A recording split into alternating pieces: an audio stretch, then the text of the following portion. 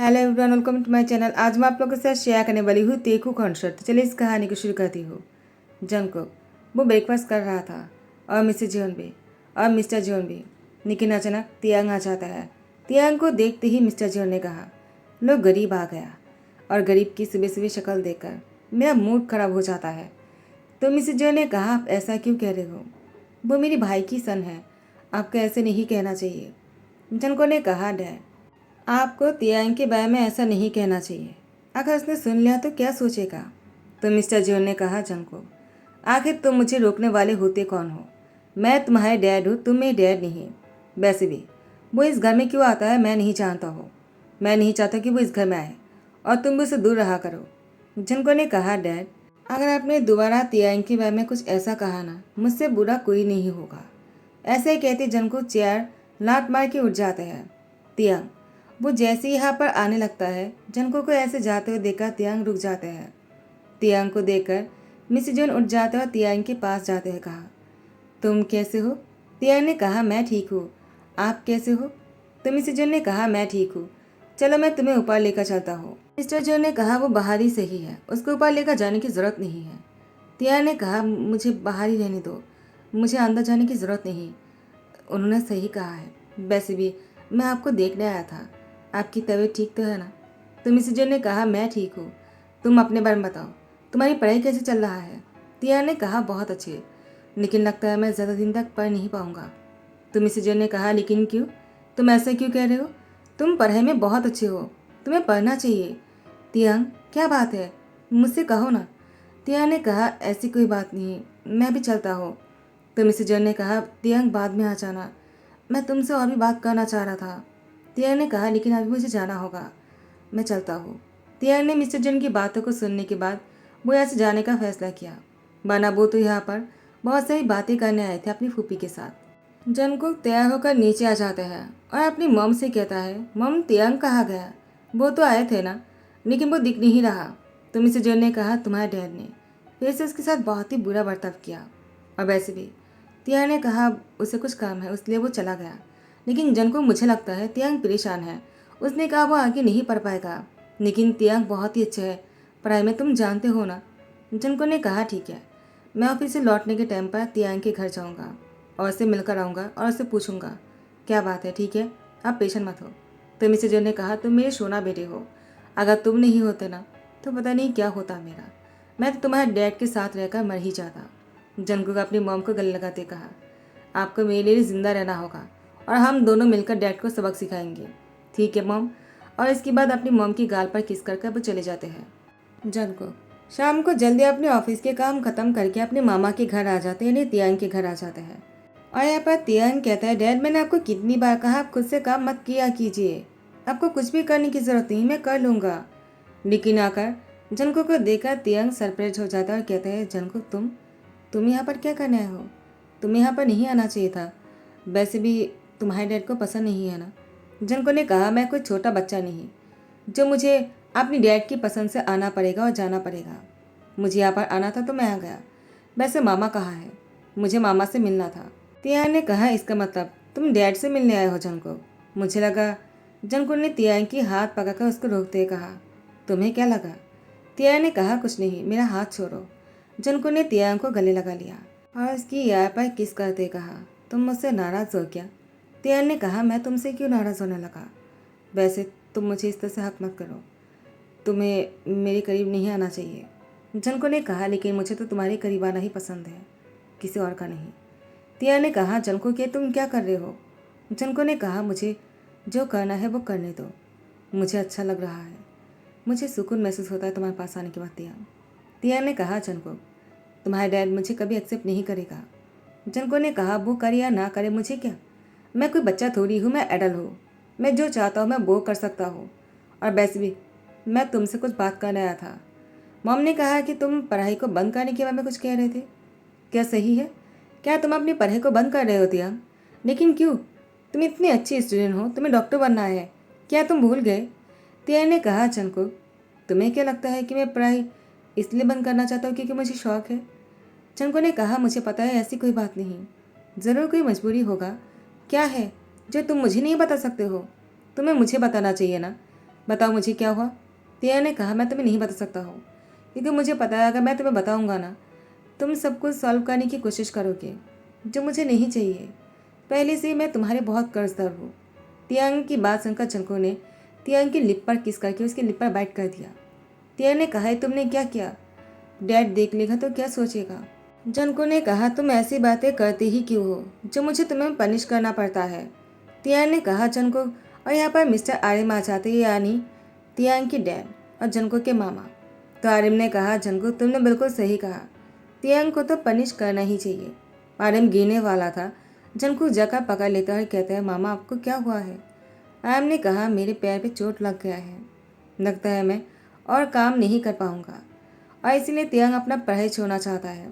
Doctor बनने के लिए पैसे की ज़रूरत है ना, अब वो मैं उसको नहीं दे पाऊंगा, शायद इसीलिए वो सेक्रीफाइस करना चाहता है अपनी पढ़ाई को, ताकि घर अच्छे से चल सके। जनको ने कहा, तुम इतनी सी बात के लिए पढ़ाई छोड़ना चाहते हो? अगर मामा काम नहीं कर सकते तो क्या हुआ? मैं तो काम कर रहा हूँ ना। अब मैं इतने सारे पैसे किसके लिए अर्न करता हूँ? तुम्हारे लिए और मामा के लिए और मेरी मॉम के लिए। मेरे डैड के लिए ज़रूरत नहीं है, उनके पास बहुत है, और वैसे भी मुझे डैड की कोई बात नहीं सुनना है। तो आरएम ने कहा, ऐसी बातें मत क्या करो, तुम्हारा डैड तुमसे बहुत प्यार करता है जंको, तुमसे बहुत उम्मीदें हैं। तुम यहाँ तक पहुँचे ना, अगर वो तुम्हें सपोर्ट नहीं करता, तुम्हें बढ़ावा नहीं देता ना, तुम यहाँ तक कभी नहीं पहुँच पाते। तुम्हारा डैड तुम्हारे लिए अच्छे तो होना चाहिए ना, चाहे वो हमें पसंद करे या ना करे, लेकिन डैड तो वो बहुत अच्छे हैं। जंको ने कहा, वो तो है, बस उनमें एक चीज़ नहीं है जो मैं कमी को पूरा नहीं कर सकता हूँ। तियान ने कहा, कौन सी चीज़ कमी है उनके अंदर? तुम कहना क्या चाहते हो? जंको ने कहा, तियांग तुम बहुत इनोसेंट हो। मामा आप समझ रहे हो ना, डैड के पास दिल नहीं है तियांग, मैं दिल की बात कर रहा हूँ।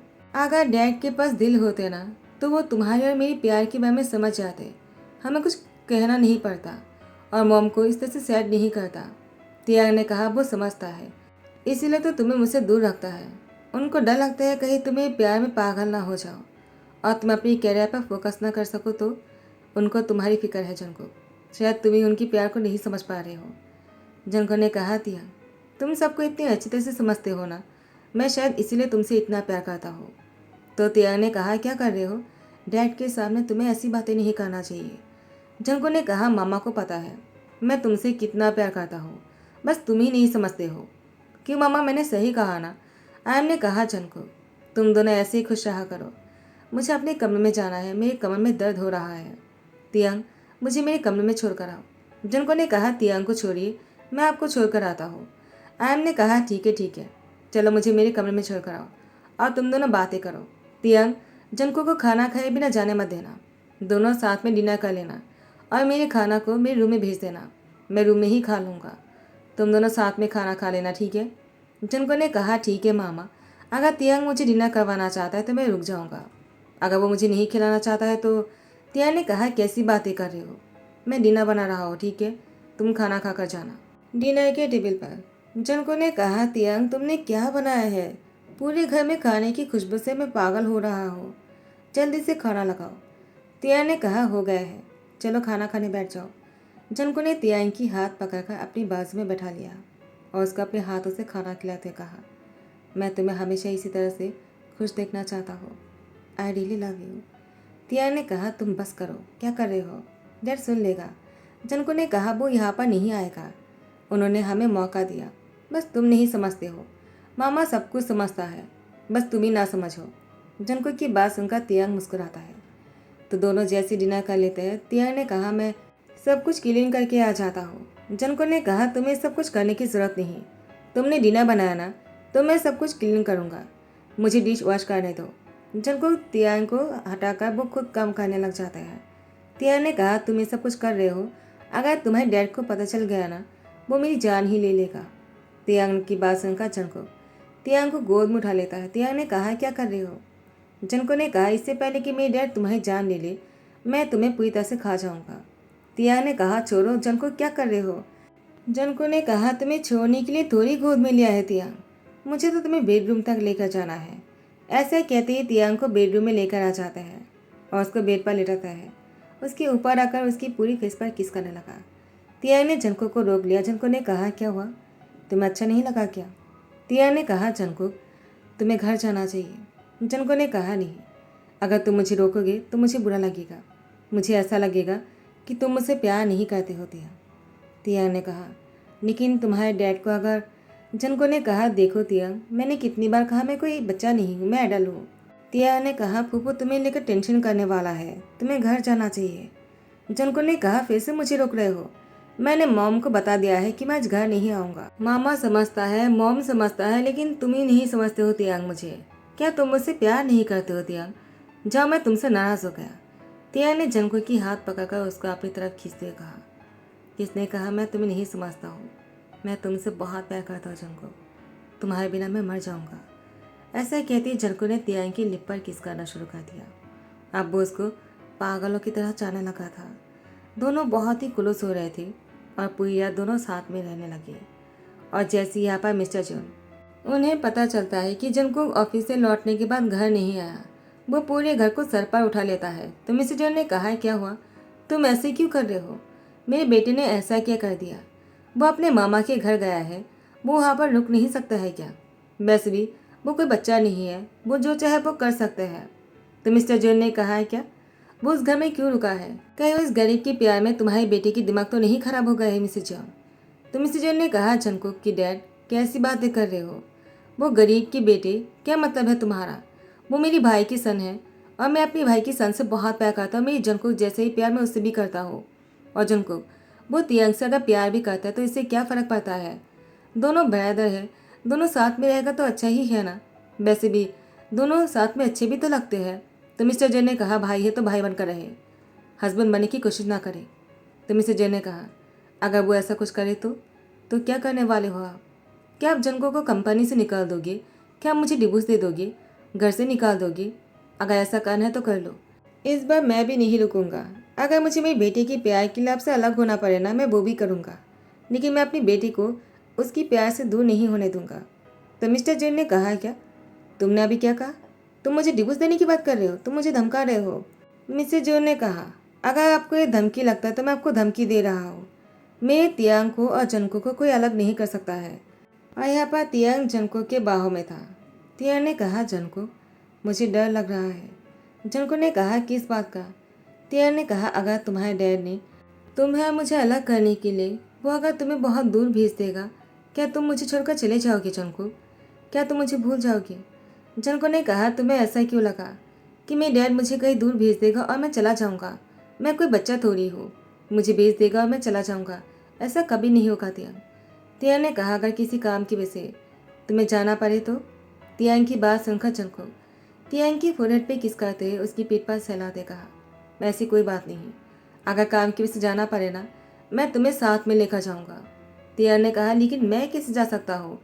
जनको ने कहा, वैसे ही जैसे मैं जा सकता हूँ। तियांग, अब तुम ये सब कुछ सोचना बंद करो, सब कुछ ठीक हो जाएगा। देखना, एक दिन डैड भी मान जाएंगे। अगर मम ने थोड़ा सा हिम्मत कर लिया ना, मैंने मम को कुछ सिखा दिया है, शायद वो काम आ जाए। तो तियांग ने कहा, तुमने क्या सिखाया है? देखो, तुम मेरी फूफी को प्रेशर मत करना, मुझे नहीं चाहिए कि मेरी वजह से तुम लोग के रिश्ते में कोई प्रॉब्लम हो। जनको ने कहा, ऐसा कुछ भी नहीं होगा तियांग, बस सो जाओ और ऐसा कुछ मत सोचना, ठीक है? जैसे ही सुबह हो जाएगा ना, देखना सब कुछ ठीक हो जाएगा। तियांग ने कहा, काश ऐसा ही हो। जैसे ही सुबह हो जाता जनको ने कहा, मेरी डैड की आवाज़ मुझे सुनाई दे रहा है तियांग। तियांग ने कहा, मुझे भी। कहीं तुम्हारे डैड ने हम दोनों के बारे में पता चलने के बाद तुम्हें लेने तो नहीं आया है जनको? लगता है आज बहुत प्रॉब्लम होने वाला है। जनको ने कहा, तुम इतना डर क्यों रहे हो? चलो मेरे साथ, देखते हैं कि डैड यहाँ पर क्यों आए हैं। उसके बाद जनको और तियांग दोनों ही तैयार होकर दोनों बाहर आ जाते हैं। तो मिस्टर जॉन जनको का तियांग को घूरते हुए कहा, तो तुम दोनों की नींद टूट ही गया। मुझे लगा आज नहीं टूटने वाला है तुम दोनों की नींद। जनको ने कहा, डैड आप यहाँ पर क्या करने आए हो? कहीं आपने मामा को?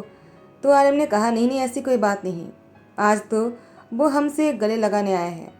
तियांग ने कहा, क्या? जनको ने कहा, डैड और आपको गले लगाने आए हैं मामा, यह क्या कह रहे हो? और इतनी अच्छी खाने की खुशबू कहाँ से आ रही है? ये तो फूफी की हाथ से बना हुआ खाने की खुशबू है ना, तियांग ने कहा। तो तियांग की डैड ने कहा, और नहीं तो क्या, मेरी बहन के अलावा इतने अच्छे खाना कौन बना सकता है? जनको ने कहा, मॉम भी यहाँ पर आई है क्या? आखिर क्या बात है, मॉम खाना बना रहा है, डैड यहाँ पर इतनी शांति से बैठा हुआ है। तो मिस्टर जॉन ने कहा, जनको तो मुझे तुम्हारी प्यार को एक्सेप्ट करना पड़ा। मुझे लगा था कि मैं तुम दोनों को अलग करके रहूँगा, लेकिन ऐसा नहीं कर पाया। तो अब लगता है तुम दोनों को अलग करना ही सही है, वरना मेरे घर टूटने वाला है, क्योंकि तुम्हारी मम्मी ने मुझे धमकी दिया डिवोर्स देने की। जनको ने कहा तो काम हो गया। तो मिस्टर जैन ने कहा क्या? तियांग ने कहा क्या तुम इसी की बात कर रहे थे? जनको तियांग को देखकर आँख मारता है और वो मुस्कुराता है। उसके बाद सब लोग साथ में मिलकर ब्रेकफास्ट कर रहा था। फाइनली जनको का तियांग की शादी के डेट फिक्स हो जाते हैं और आज दोनों की रिंग चेंज हो जाते हैं। दोनों शादी करने वाले इसी खुशी में जनको टेबल के नीचे से तियांग के साथ थोड़ा सा नोटी हरकतें कर रहा था, जो तियांग को भी अच्छा लग रहा था। आखिर में सभी लोग बहुत ज़्यादा खुश हैं। इसी के साथ ही ध्यान करता हो। आई होप कि आप लोग को पसंद आया होगा। अगर पसंद आया तो लाइक कमेंट शेयर कर देना, सब्सक्राइब कर देना। Thank you so much, bye bye, take care.